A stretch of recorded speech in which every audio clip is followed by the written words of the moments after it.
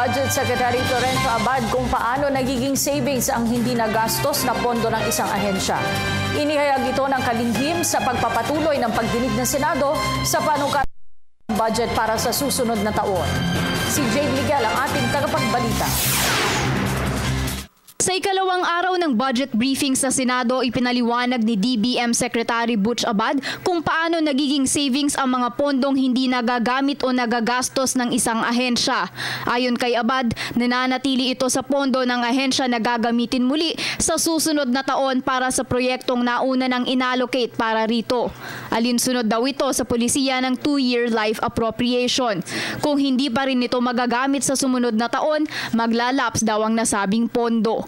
Ayon kay Abad, hindi ito maaaring ideklarang savings kung pagkakamali ng ahensya na hindi maipatupad ang isang proyektong nalaanan na ng budget. If the executive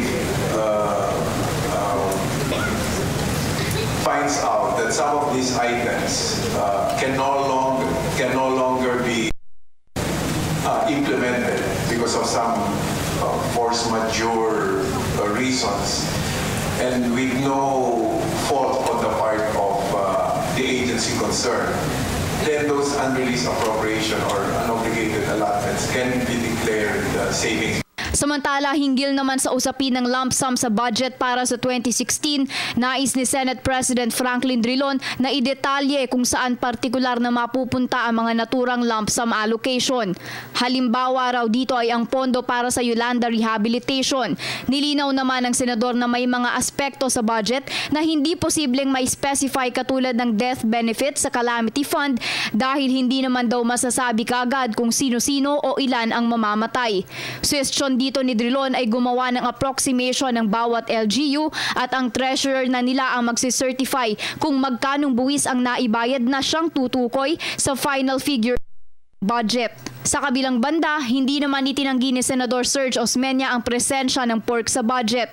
Anya may tinatawag na legal na pork at nasa internal na allocation na raw ito kung may intensyon ibulsa ang naturang pondo o kung mapupunta nga ba sa mga proyekto ng bawat distrito ang inilaang lump sum. The thing is, no, it's not legitimate pork, it is legal pork. What is illegal is stealing. Yan talagang fraud, plunder, gano'n. Yun nangyari. Yung PDAF, it was the stealing of PDAF that was out na labag sa batas. Para sa Telebisyon ng Bayan, Jade Miguel.